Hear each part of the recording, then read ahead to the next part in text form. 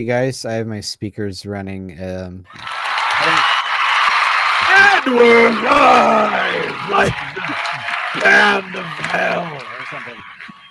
Welcome to what episode is this? I think it's 170. Is this 170? That's what I was thinking, but I didn't want to sound stupid and be like, yeah, it's totally because last 170. week, or remember the whole 69 thing, 169. So Right, this has got to be 170. Right. I'm losing track because of the advent calendar, because we're drinking. Alan and I, hey, Dave, by the way, Alan and I are taking it for the team. We're drinking beer every single day since December 1st, and you're not around. I don't know where the hell you've been, but Alan and I are just trying to get through it. So let me tell you. Yeah, I'm just hiding from the beer apocalypse. That's what I'm doing. Beer apocalypse. So you're right. This is episode 179 of the Crafty Boys. Thank 170. You 170. What did I say? 179. I can't get it right. You know what, Dave? It's because we're drinking beer every single day. Our brain cells are starting to completely atrophy. How's it going, Dave? I haven't seen you for forever, because it seems like forever since last Wednesday. But I guess not. It's been a whole it's true. So how you guys been holding up? You're all right? Before I introduce the beer that I chose. Yeah, I'm assuming, Dave, by the way, you did find it, right? Excellent. Great. All right. We are drinking today the Spinnaker's chocolate. Sorry, the Chocoholic chocolate. Oh my God. Chocolate milk stout. Maybe you could take over, Shane. Oh my God. This beer and I haven't had any beer today. This is the problem. My alcohol stream is lacking a little blood, or has got too much blood in my alcohol stream, whatever the thing is.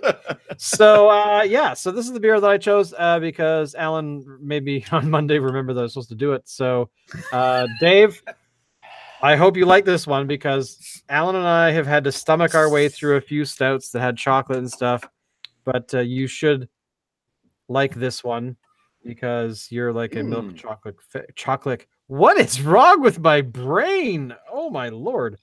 Well, it smells good. It does. So here we go. I've done a pour. I'm using the glass I used yesterday for the wonderful barley wine that we had. And that is dark. That's like dark humor right there. Look at that head. The head is amazing. Okay, so I poured really slow, so I didn't really get much of a head on this one, but that's okay. It's not the fault of the beer. Smells great. It does smell amazing. Mm-hmm. All right, everyone, 1, 2, 3.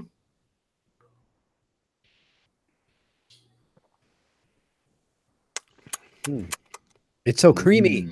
It is. It's very creamy. Yeah, so Alan and I had a chocolate milk stout 2 nights ago? 3 nights ago? As part of the calendar? As part of the thing. Actually, sorry, it was the Sati Claus. Yes. That was sort of stoutish. It was quite good. But this one I'm not complaining about this at all. This is not bad. Now it's very smooth.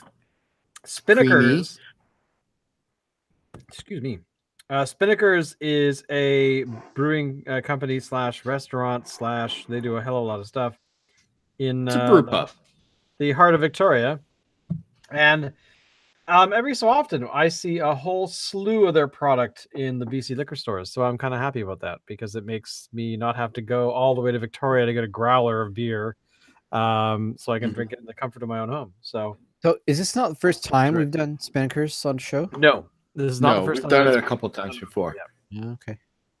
Now the Chocoholic chocolate milk stout comes in at a 7.75% alcohol by volume with 10 international beer units, so it's not very strong in the hoppy flavors.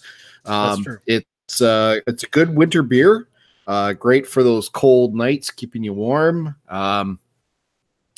Probably good to have with, say, like some sort of a dessert, I would say. Can you imagine this with chocolate ice cream? Oh my God. Yes. We've done Spinnaker's only twice. We did it in episode 9, their Belgian ale. In episode 34, we did the rye and the Bretta. I Right, can't I believe remember it's- that one. That was the one where the beer, each of us, we opened our beers and they exploded, Yeah. and we I'm, all had to like race to go clean up the mess. Yeah, it was kind of a pain in the butt because we lost a bit of beer in that particular episode. But overall, I'm giving this one a thumbs up Me because too. I've actually never run into a product I didn't like from Spinnakers, and that's maybe because I grew up in Victoria. But I think that they do a really decent product. I'm trying to think if there's ever like I've had more of their stuff. Yeah, no, there's nothing that they've ever produced that I didn't like. No, I haven't tried everything they've produced. No, neither have I. But I am pleased. I mean, this is definitely a. I mean, I'm getting a little bit of a dark chocolate flavor, sort of on the back end, but overall, I see nothing wrong with this. Now, written on their bottle is Chocoholic. There is more to the relationship between chocolate and beer than tastes and indulgences, both being prehistoric from an ancient past. It is impossible to know which came first, but here we present these two fermented foods in a modern relationship designed to last until the last drop. Brewed with our deep well aquifer mineral water, brewed with malted barley and wheat, chocolate husks, lactose, hops, and yeast. So there we go. Mm-hmm. Oh crap, not sterile. For our stories today, what did you come up with, Alan? I came up with absolutely nothing. No? It's slow news. Dave, maybe you have something interesting? Do I have something interesting? Thanks, Dave. No, I got nothing at all. Well, there's actually a couple things. Have you guys ever searched for images on Google? Yes. That's a random question. Well, if you guys bring up a browser window just for the moment and do an image search on Google for the word idiot, I'm curious to see what you see. Yes. I'm not sure. I'm almost afraid. Just give it a whirl. Right. I'm seeing a lot of Trump and Trump family members. Exactly. So this has been happening for a while. I've known about this quite some time, but probably about 2 or 3 weeks. And this actually has hit the news again because it was brought up. The Congress or is it the Senate committee are currently talking to the CEO of Google. And this was brought up about this whole fact that this could be a thing. And they were concerned that Google was doing this themselves. And Google said, no, we're not doing this. It's the world that's doing this. Our algorithm does all kinds of things, but there are ways to influence it for, the betterment of whatever your ranking is. But you can also do it for stuff like where you have several images of a certain president there. So I'm thinking that we need to really get on the bandwagon of this, and the word beer should go to our YouTube channel. So what do you guys think? Yeah. I agree. So how do you suppose we do this? Set it up. You're the pro here. Do that for us. You need to do all the SEO shit that needs to happen to make that a thing. That might be true. I mean, if you do an image search for words like, cock knocker, you'll see pictures of Dave. Actually, I kind of want to do that now. But so I guess you guys are not keeping up on the beer news like myself. because there's two things. There's two things that I think you'll find really funny. This came out just today, or at least I found it today. And I'm trying to decipher if it's real or not. I'm going to put it in the chat here. But Costco has apparently stopped selling one of the private label beers that they sell in the States because some of the customers gave it online reviews saying that it tasted like urine. So my question is, how do these people know that it tastes like urine? I mean, you could to say something tastes like urine, but I mean, how do you know? Unless that means that you tried urine. Well, the beer the beer in question was popular because of its price. So you could buy 48 cans of beer for $22 in the States, and so that, as they point out in the article, is about 50 cents a can. So, but the the fact that it's been removed from the shelves because of people saying that, and I quote, this is a quote, a customer said that it tasted like a urine-soaked diaper, influenced Costco to remove it from the shelves because there were several reviews that were very similar. Rate Beer and Beer Advocate gave it really low ratings. And actually, here's the full quote: "A urine-soaked diaper sitting on a piping hot radiator," is what they said on the Rate Beer. That's pretty brutal. So yeah, I mean, but here's the thing. When I read this, I laughed. I thought it was really cute. But then I was really lamenting why the Swamp Ape beer wasn't given bad reviews because of how horrible it was. Yeah.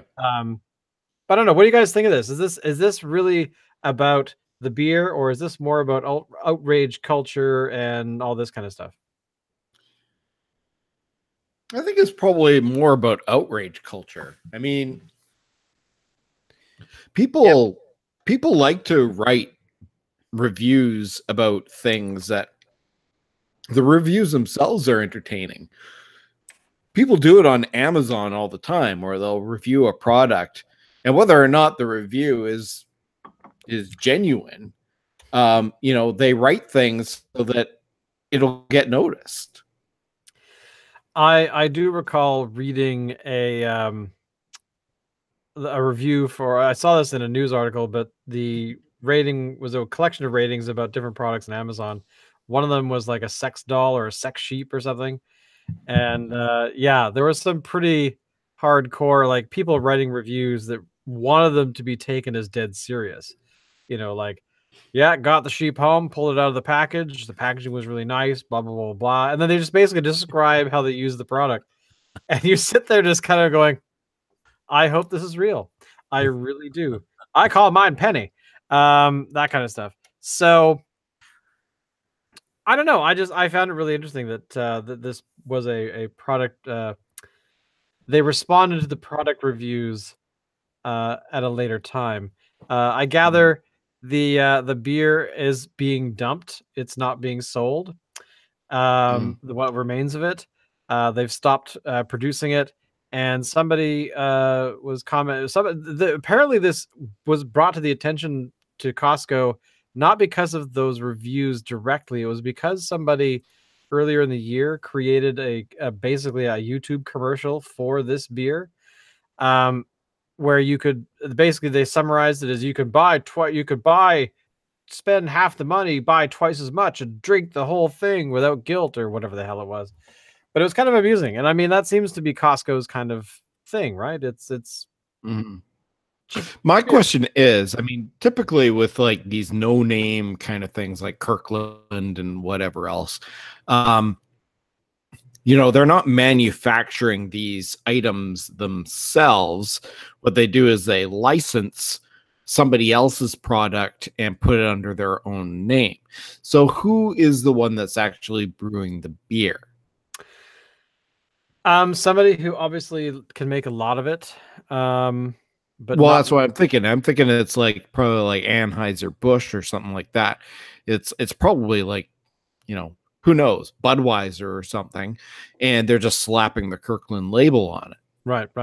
Well, hey, to be honest, that wouldn't surprise me. I mean, it is one of those weird sort of products that, I mean, it's like President's Choice, right? I gather President's Choice is not really made by Superstore. They're like a licensed thing, or Yeah. something along those lines. So, but yeah, Well, I I mean, gotta if you say, look at if you buy, say, like a no-name jar of peanut butter, you know, um, say President's Choice or whatever else, and then you compare the actual jar, the look of the jar with the name brands, you can find out what name brand actually makes this, because they're just using the same packaging. They're just slapping a different label on it. So, yeah. I mean, like a lot of those no-name brand peanut butters use exactly the same jar as Kraft.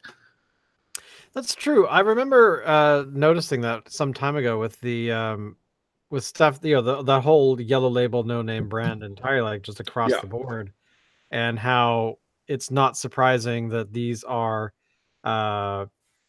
products that are cheaper and whatnot. But then you're like, well, then why am I spending $5 versus 3? Because apparently it's the same bloody thing.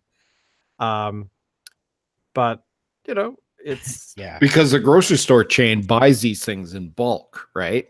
So, say if let's just use the peanut butter analogy, say Superstore buys in bulk from Kraft. Kraft is guaranteed to make that money.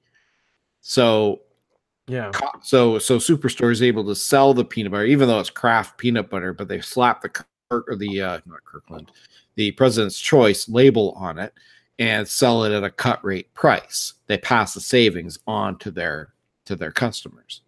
So does that mean that beer that follows that same model is across the board just not good? Well, no, I mean, it depends on where they source the beer from. If they say bought it from like Anheuser-Busch or whatever else, I mean, they would have had to have bought it from a large corporation. So like InBev or something like that. And I guess it depends on what product they were licensing. Right. Maybe it was that Swamp Ape stuff. I can see a company that, what are they called? I think they were I don't actually know. What were they called? I can't think of it. The name of that brewery now. Anyway, not important. But yeah, I mean, they Swamp Ape would definitely be a candidate for, if we got to get rid of the product, man. Let's put it in bottles and send it to them. They're going to call it like, President's Choice. Oh my God, I can't believe it's not beer. That kind of thing. Which honestly, that would be a perfect name for it. Holy crap, man.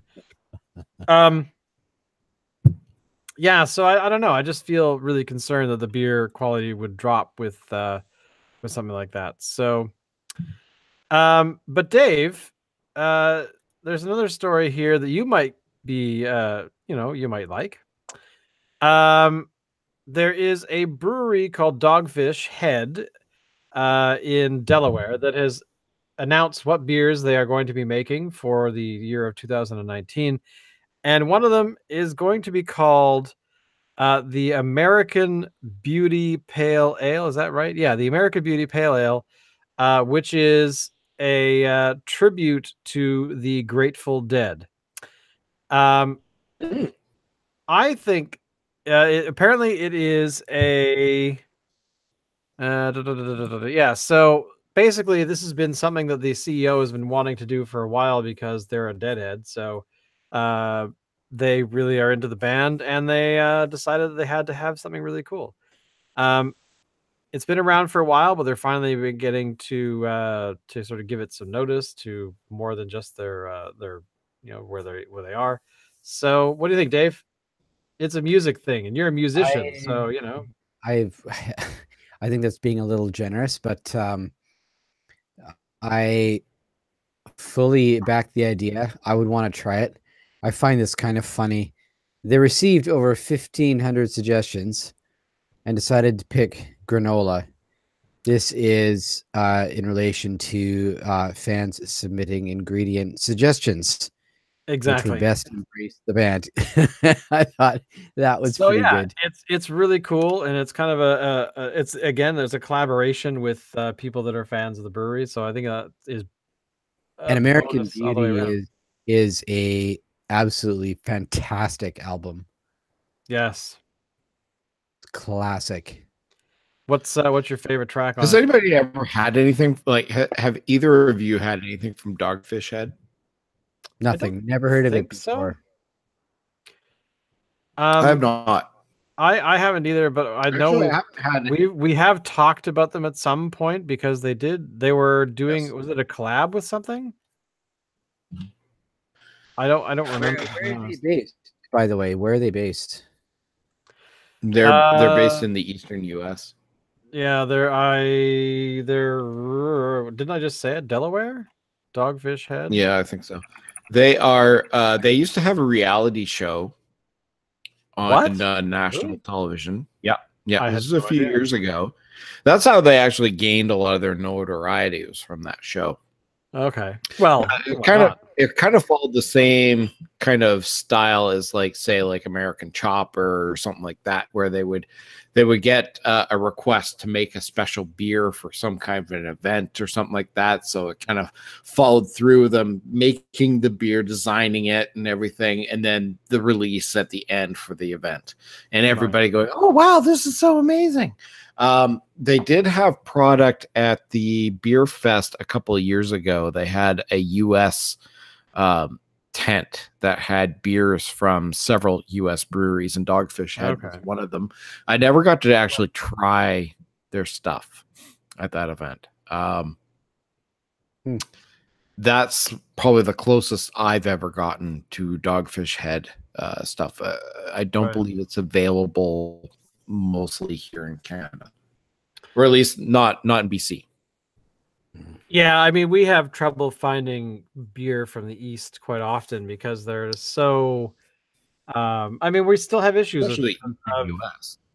Well, yeah, exactly. So, I mean, there's definitely going to be some beers that larger breweries like InBev and if whatever they own, like Stella, not Stella. Well, like we were just talking about last week before, the brewery in like Wisconsin or Michigan. Used to be up here. Oh man, doesn't matter. It was all Dave's fault because he picked the beer. So, yeah, we still have such an issue finding beer on a regular basis that's common to this particular area of the country. So, I think it's kind of cool though. You think so? What do you mean? That we can't but interestingly, we don't have a problem. Beers. But interestingly, we don't have a problem finding Goose Island stuff, and they're from Chicago. Yeah, I suppose. Yeah, I mean, it's not. I don't know. That's just so strange that there's. I mean, I wish I could understand the distribution networks for, food, but beer in specifically. But we have to suffer, I guess. I suffer. What gives you an excuse to travel? I think about a guy that I knew that I worked with. He was a Spaniard, transplanted to Canada for many years, but he told me, was it Indigo Montoya? Yeah, absolutely. When he was a young man, he and a buddy, I guess they were basically foodie guys before foodiness was a hipster thing. Anyways, because Spain is Spain, they, I guess on weekends sometimes would get on their motorbikes and travel to different towns to just get into the food that you could get in these different towns, because it's all regional, right? You can't necessarily get the I don't even know what the dishes would be, but anyways, some of the dishes that were only available in certain parts of Spain because the ingredients were particular to that region. Yeah. And I think beer's kind of the same, right? And not because I know that there's not necessarily things that are fancy specific to beer, but I guess you could make the argument for the specific strains of yeast, right? I remember Shane, you told a story about somebody that you knew. I believe it was you, anyways. Oh And yeah, this person yes, was in a Europe brewer or in something. town that I've met. Yeah, Yeah, they were in Europe or something, and they got on a motorcycle, yeah, and they they had were. a rag or something. Yeah, one of the things that he wanted to do was he wanted to make a. We talked about this some time ago, but basically, open air brewing, where you have a lot of you've made your beer, but you don't seal it or cover it or don't put it in a tank or whatever. And his idea was that he wanted to be able to bring yeast from uh, in Europe to Vancouver so that he could use it for beer. So what he did is he was on a bike and he drove. I mean, he was there for like 3 months. So he would take a rag that I guess was sterilized or something, but he would soak it and he would hang it on the antenna of his bike and he would drive that day, and then he would take the cloth and put it into a like a Ziploc bag thing, and then he would do the same thing the next day or whenever he felt like it. So in theory, doing that you can capture wild yeast from all over the place because he was going to wineries and all kinds of stuff. So the concentrations of that are going to be a bit higher in those areas. So it was kind of fun, I think, for him to do that. And then the beer that he made here, he just used that yeast. I'm not The part that I'm a little muddled on is exactly how he would extract the yeast from those to make the beer, but I don't know. Yeah. But yeah, the first time I was thinking about it was when we were talking about that type of beer that is the vats don't have covers on the top because they rely on the yeast, naturally occurring yeast, to actually make the beer. Do you remember what kind of beer that was, Alan? I don't remember off the top of my head. I have no idea. But it's kind of a neat idea, and it kind of makes you wonder of what sort of interesting things you could do for the beer that or for the yeast collection, that you could actually make some unique flavors and things like that. So, but again, I'm sure it's way more involved than I think I'm willing to dive into ever. Uh, so I like to make quaffable beer. Do I want to sell it? No. So I like it. I don't care if anyone else doesn't. So, but so what about you, Dave? Would you ever do something like that? Would you go off to collect yeast to actually, Dave, would you ever brew? Like, really, when you think about it, would you actually be a brewer? Alan's done it. I've done it quite a bit. What about you? I don't think so. Although I would be down with helping. My brother actually does it. So Okay. I would be down with, kind of helping or, just sort of watching the process, you know. He's not super hardcore. He likes playing around with a lot of different stuff. So he's not like super serious about his brewing, but he what did he get himself? He did get himself this I think it's a carbonation system. Oh, really? Yeah. That's hardcore, man. Yeah, I don't think I would ever go that hardcore. I'm quite happy with adding a little sugar at the end of the fermentation to, give it some carbonation, but I could be wrong. It may not be a carbonation system, but I'm pretty sure that's what it is. Anyways, yeah, he's a real experimenter. He likes getting his hands dirty and he likes, trying different cool things. And so, kind of brewing, and I think he's done a bit of wine. He's done beer, probably mostly. I think he's done a little bit of cider as well. nice. Yeah. Yeah, I've done cider. I just actually put in the Oh, sorry. I could just see playing around a little bit. It's kind of watching him do his thing and, learning a bit that way. But honestly, I'm just too damn lazy to actually do my own brewing because shit, that's a lot of work. It actually isn't really. I mean, it can't. I mean, here's the thing: if you're really meticulous, but it's not hard. Exactly. If you are really into it and you're really wanting to make the best beer you could absolutely make, that is similar to things you would buy off the shelf from a a company with huge tanks and big huge brewing facilities, then yeah, I mean there you could get so incredibly nerdy about it. But I mean for me, I know enough at this stage to be able to make something that I like. Um, will I get better over time? Oh yeah, totally. I'm gonna refine things. I'm gonna, I'm right now I'm actually looking at going to getting some more fermenting buckets to, because I have a mixture of glass and buckets, and as I've been going on, I've been finding it easier to work with buckets rather than the glass. So I'm thinking I could sell the glass and then just keep the, go and get a few more buckets and use those instead. But that's just me. There's people that I know that I've met doing brewing here that are all about the glass. They're like, no, no, no, no, it's better for this, that, and the other reason. So Sure. yeah, but at the end of the day, all I really want is to have a method where I can make stuff that I like to drink, and if people want to have it as well, then I will happily share it. So. And listen, you can get beer kits out there that are so easy and foolproof to use. And they don't use things like hydrometers and all that kind of stuff. I mean, they say you need a hydrometer, but you don't really. You won't know certain things about your beer. You're not going to know how potent it is and all that kind of stuff, but you don't need to know that stuff in order to make a good beer. It's true. So, I mean, it's what you make of it, right?